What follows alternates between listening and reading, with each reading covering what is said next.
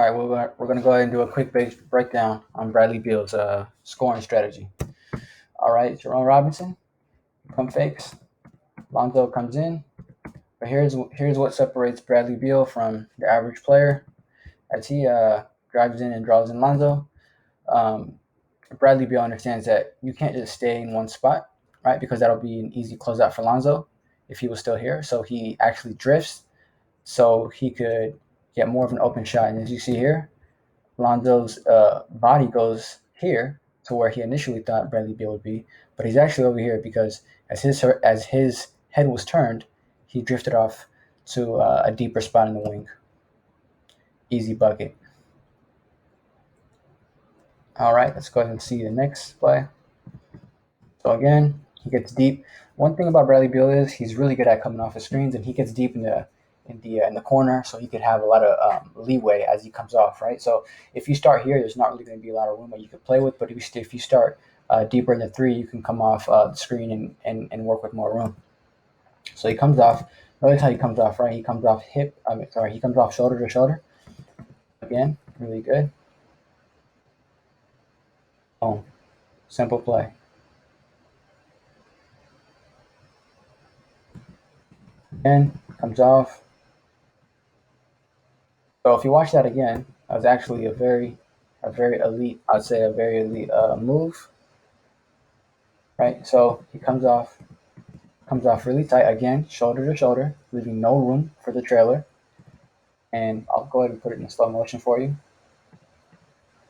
As he comes off, to buy space, right? Steven Adams is really tall and he could disrupt his shot. He looks at his roller, right? And that kind of makes him think that he's going to go downhill. And it makes him think that, okay, he's going to pass it, right? So I'm not going to go ahead and crowd him, right? Look at all that space he has, right? But as he does that, the whole time it was a fake. And he shoots, and that's an easy bucket. Really, really, really elite move. You've got to be able to practice that and hit that. All right. See the next play. All right. This is a typical, but very, you know, fundamental move.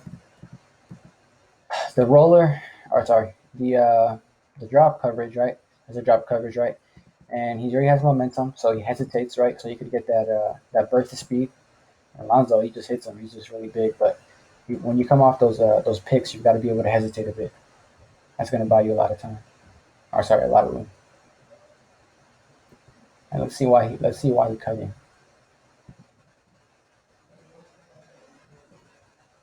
Boom.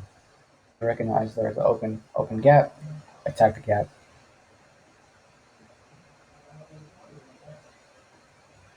All right, let's go ahead and slow that down. See what just happened. All right, so um, this is going to be a transition screen, so he understands that, and this is how you know Bradley Beal is an elite scorer. He understands that he's got to do what's called basically a push out dribble, right? It's when you push the ball forward. A lot of players do this, like Tony Parker, Devin Booker. Typically, this is used in transition or when you kind of got ahead of steam, right? So when you got some steam, like some speed going, use this move because you really can't stop the person, right? And so he throws the ball, right? You see how he throws it, right? To go ahead and create that separation. Boom, he's hit. And here, what he does is typically a lot of players they'll go right, they'll drive in and they'll go this way, right? But this is called a snake, right? When you come off the screen and you go the opposite direction, right? Because that's going to open up your big man to roll more, and so the smaller guy is going to have to guard the big man, which creates a mismatch. So what happens, right? So he snakes the screen, right? And if you look here, he doesn't go straight to the rim, right? What he does is he's picking his spot. So what that means is he's going directly to a spot on the court where he can get his dribble off. And when you're on defense and you're having to guard somebody like that, your natural reaction isn't to run to the same spot. Only they know their spot, right? And that's what he does here. So he runs to a spot again to buy some more space because Steven Adams is really big. He does a step back, boom. That's a really elite move, or really elite thinking too. So here, right, he noticed he's flat-footed. This is gonna be easy jab, boom. That was easy bucket, easy bucket.